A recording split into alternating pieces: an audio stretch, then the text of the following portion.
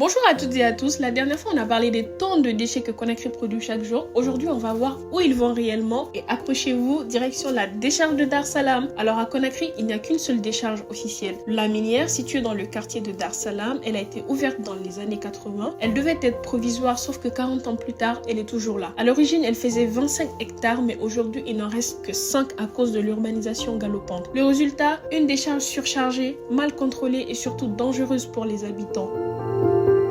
D'abord, les déchets sont collectés par des opérateurs privés et transportés vers des zones de transit et de tri, ZTT. Ce sont des mini-décharges temporaires reparties en ville. Ensuite, de gros camions viennent récupérer ces déchets pour les amener à Dar Salam. Mais attention, seuls 30 à 40% de ces déchets sont réellement transportés là-bas. Le reste, c'est ce que vous voyez, dans la nature, dans les rues ou brûlés à l'air libre.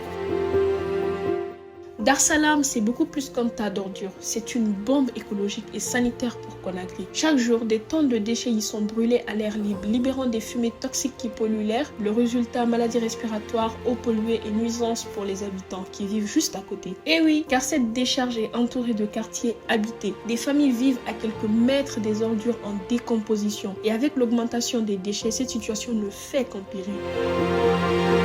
Face à cette situation, une solution est en préparation. La création d'un nouveau site d'enfouissement technique à Barétodé, dans la préfecture de Koya, à 50 km de Conakry. C'est un projet financé à hauteur de 70 millions d'euros par l'Union européenne et l'Agence française de développement. Il devrait être opérationnel en 2027, enfin si tout se passe bien. Mais est-ce que déplacer les déchets loin de la ville est vraiment la solution?